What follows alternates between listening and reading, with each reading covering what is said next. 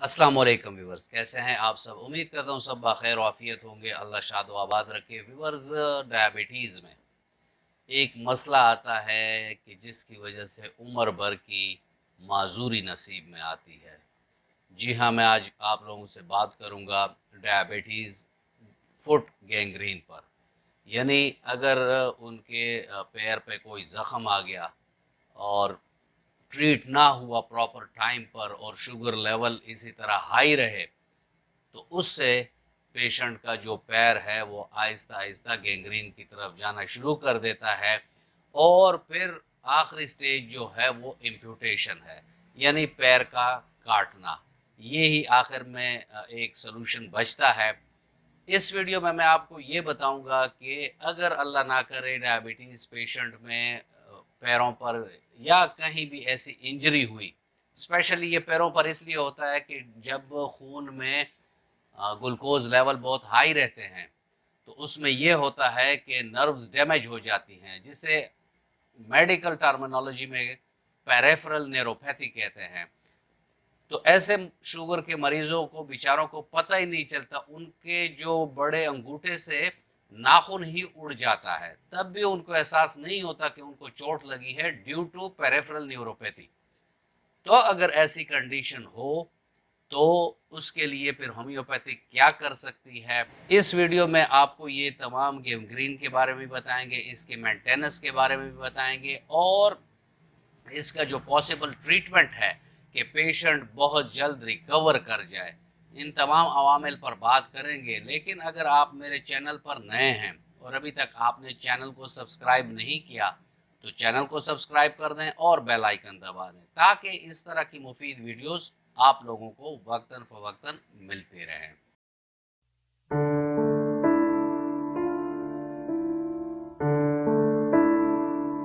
Weavers, gangrene, इसको broad spectrum में आप ले लें कि गैंग्रीन होता क्या है। नेक्रोसिस, नेक्रोसिस कहते हैं किसी भी टिश्यू में खून का जाना कम हो, यानी ऑक्सीजनेटेड खून उधर नहीं जाता, जिसकी वजह से उस सेल की डेथ हो जाती है। जब डेथ हो जाती है तो वो अपना जो कलर है वो भी चेंज करना शुरू कर देता है और उसकी जो फंक्शनल प्रॉपर्टीज़ हैं वो भी ख़त्म होना शुरू हो जाती हैं और आहिस्ता आहिस्ता गैंग्रीन बढ़ता है। ये ग्रेड 0 से लेकर ग्रेड 5 तक इसकी ग्रेडिंग है, यानी जितने ग्रेड पर आप ज़्यादा जाएंगे, यानी ग्रेड 3 ग्रेड 4 और 5, तो फिर बस मसला ही ख़त्म हो जाता है, उतना केस पेचीदा होना शुरू कर जाता है।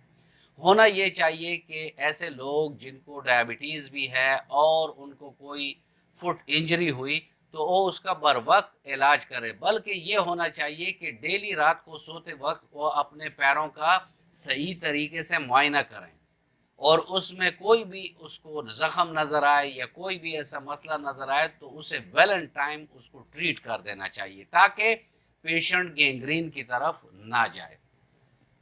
होता यह है कि डायबिटीज़ में पेशेंट का जो शुगर लेवल होता है वो बहुत हाई रहता है। जब हाई रहता है तो उससे नर्व्स और जो कैपिलरीज हैं ये डैमेज हो जाती हैं। तो जब ये डैमेज हो जाती हैं तो जो पेरिफेरल न्यूरोपैथी जिसको बोलते हैं कि उसके हाथों की नमनेस हो गई या उसको पता नहीं चल रहा कोई चोट लग गई है क्या हो गया, साथ में पैरों में उसको नमनेस फील होती है, यानी जिसे कहते हैं सुन होना। अगर उसे चोट पैर पे लग भी जाए तो उसे कुछ पता नहीं चलता कि मुझे चोट लगी है। लोग उसको बताते हैं कि आपके पैर से खून आ रहा है, शायद आपको चोट लगी है। इसमें मैं आपको टिप्स भी आखिर में बताऊंगा कि शुगर के मरीज अपने पैरों का किस तरह ख्याल रख सकते हैं। गैंग्रीन के मेनली 3 टाइप होते हैं। एक ड्राई गैंग्रीन होता है, एक वेट गैंग्रीन होता है और एक गैस गैंग्रीन होता है। और तमाम जो गैंग्रीन हैं उनका इलाज जो है वो भी उसके स्पेसिफिकेशन पर है। तो अब हम चलते हैं और देखते हैं कि होम्योपैथिक में अगर ऐसा मसला हो जाए तो हम क्या कर सकते हैं। अव्वल तो ये है कि डायबिटीज़ की आज टेस्ट कराएं, ब्लड टेस्ट कराएं और अच्छा होगा कि HbA1c आप करा लें, ताकि उसका पता चले कि पिछले 6 महीनों में उसका शुगर लेवल क्या रहा है। उसके बाद पहली दवाई जो आपने उसको देनी है वो आपने उसके डायबिटीज़ यानी शुगर लेवल के कंट्रोल के लिए देनी है, ताकि उसके जो लेवल्स हैं वो नॉर्मल लेवल पर आ जाएं। और इसमें फिर हमारी अद्वियात हैं, स्पेशली इसमें मैं जिक्र करूंगा साइजेजियम जम्बोलम की। वो जब एक तरफ शुगर को कंट्रोल करता है तो उसके अदर फैक्टर्स या उसकी प्रॉपर्टीज़ ये हैं कि वो एंटीसेप्टिक भी है और साथ में जिस्म में जो फासिद मादे होते हैं उसको भी निकालता है और ज़ख़म को ख़राब होने से भी बचाता है।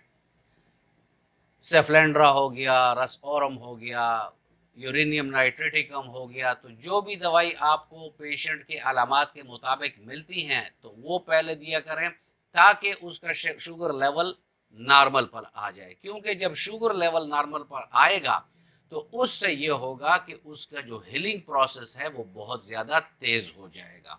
अब हम चलते हैं कि हम डायबिटीज़ के फुट गैंग्रीन में कौन सी मेडिसिन है जो हम अगर देंगे तो मरीज़ बहुत जल्द रिकवर कर जाए।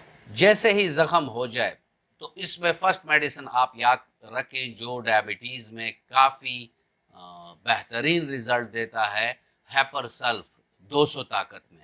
और ये आपने दो कतरे सुबह दोपहर शाम मरीज़ की ज़ुबान पर डालने, इससे ज़ख़म ख़राब भी नहीं होगा, उसमें पस फॉर्मेशन भी नहीं होगी और साथ में उसका जो हीलिंग प्रोसेस है वो भी स्पीड अप हो जाएगा यानी तेज़ हो जाएगा।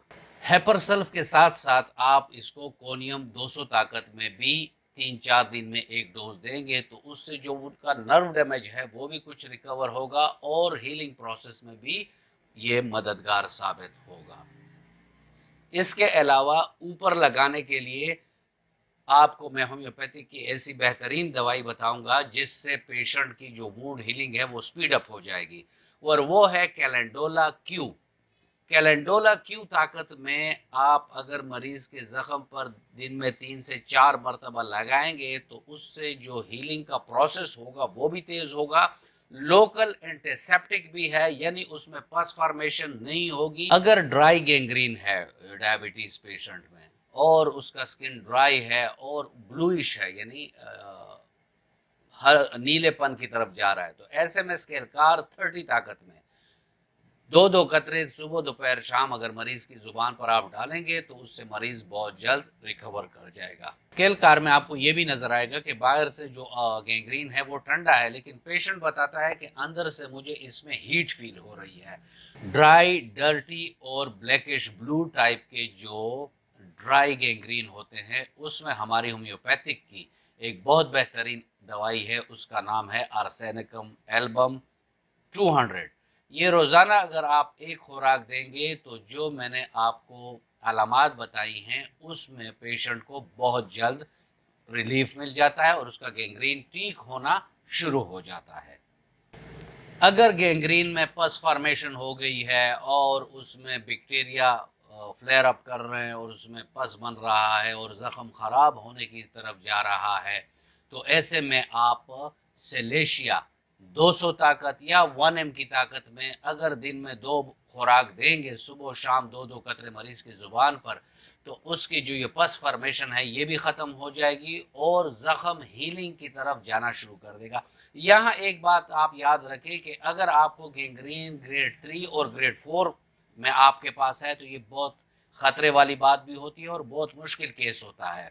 तो ऐसे केस के स्टार्ट में आप लोगों ने पहले तो मतलब शुगर कंट्रोल करना है, फिर जब आप गैंग्रीन के लिए कोई मेडिसिन उस पेशेंट को देंगे तो उसमें एक बात आप याद रखें कि पायरोजेनम 10 या 50 में एक खुराक पहले आप लोगों ने ज़रूर देनी है। इससे ये होगा कि मरीज का जो गैंग्रीन है वो बहुत कम अरसे में हीलिंग की तरफ भी जाएगा और मरीज को कुल शिफा भी मिलेगी। ये एक क्लिनिकल टिप है, मैंने कहा बीच में आपको मैं ये भी दे दूं। अक्सर जो टो है यानी जिसे हम पैर का अंगूठा कहते हैं तो डायबिटिक पेशेंट के यहाँ बहुत ज़्यादा मसला हो जाता है क्योंकि इसमें नर्व भी डैमेज होते हैं, कैपिलरीज भी इसमें डैमेज होते हैं, सेंसेशन भी उसको फील नहीं होती। तो ऐसे केस में जब उसके बिग टो पर गैंग्रीन आया हो और उसमें ठंडापन भी हो और सुन होने की कैफियत भी पाई जाए और वो ब्लूइश कलर की तरफ उसका कलर जा रहा हो, तो ऐसे में कार्बोविज 30 ताकत में 2-2 कतरे सुबह दोपहर शाम अगर आप देंगे तो पेशेंट के इन इलाके में जो नर्व्स हैं उनको भी तकवीत मिलेगी, साथ में उसका गैंग्रीन जो होगा वो भी इजीली ट्रीट हो जाएगा। व्यूअर्स, इसमें ब्लूइश टाइप के ब्लिस्टर होते हैं और गैंग्रेनियस अल्सर की अगर इसमें कोई आपको निशानियां नजर आए तो ऐसे में हमारी एक बहुत बेहतरीन दवाई है, उसका नाम है लेकेसेस। लेकेसेस 200 ताकत में आप उसको हर 3 रोज के बाद 2 कतरे अगर आप देंगे तो मरीज की ये कंडीशन ठीक होना शुरू हो जाएगी और अल्सर जो है वो हील होना शुरू हो जाएगा।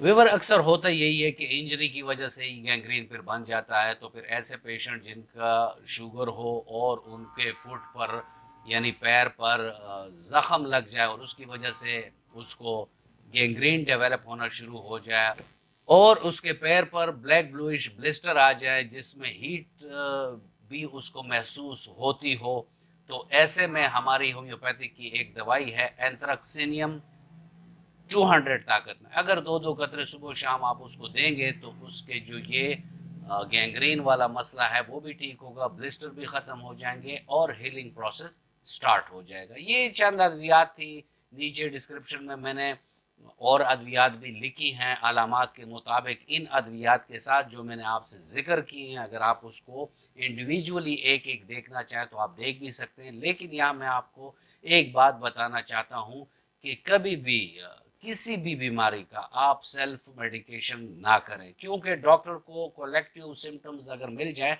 तो वो आपको बिलमिसल दवाई देकर आपके कुली शिफा में एक अहम किरदार अदा कर सकता है। जैसे व्यूवर्स मैंने आपको बताया कि मैं आपको कुछ टिप्स भी दूंगा। टिप्स में यह है कि डाइट में बहुत कोशिश करें कि ऐसी डाइट लें जिससे शुगर ज़्यादा ना हो, वो खुराक लें जो लो ग्लाइसेमिक इंडेक्स वाले हों। इस पर ऑलरेडी मेरी एक वीडियो है और डायबिटिक की जो प्ले लिस्ट है उसमें आपको मिल जाएगी। तो लो ग्लाइसेमिक इंडेक्स वाली खुराक दिया करें ताकि मरीज का डायबिटिक यानी शुगर का जो लेवल है वो कंट्रोल रहे और उसका हीलिंग प्रोसेस तेज हो। दूसरा ये है कि जिन लोगों को फुट पे गैंग्रीन नहीं हुआ और उनको शुगर है और वो ठीक है, तो वो लोग ज़रूर जब भी बाहर जाएं तो कपड़े के जो जॉगर्स होते हैं जो नरम से होते हैं वो पहना करें ताकि उनको इंजरी का एहतमाल ही ना हो। ये एक बहुत मेन पॉइंट है। और ये लोग हर रात को फिर भी अपने पैरों का एग्जामिनेशन करें, उनको साफ सुथरा रखें और उनको जख्मी होने से बचाए, ख्वाह वो कमरे में भी हों तब भी वो जब उठें बैठें या फिरें तो उसके लिए उनको बहुत एहतियात की ज़रूरत है। व्यूअर्स, ये था आज का टॉपिक और मैं उम्मीद करता हूँ कि आपको अच्छा लगा होगा। अगर आपको अच्छा लगा है तो वीडियो को लाइक कर दें और फ्रेंड एंड फैमिली मेम्बर्स के साथ इसको शेयर कर दें। मिलते हैं किसी ऐसी ही अच्छी वीडियो में, तब तक के लिए इजाज़त। अल्लाह हाफिज़।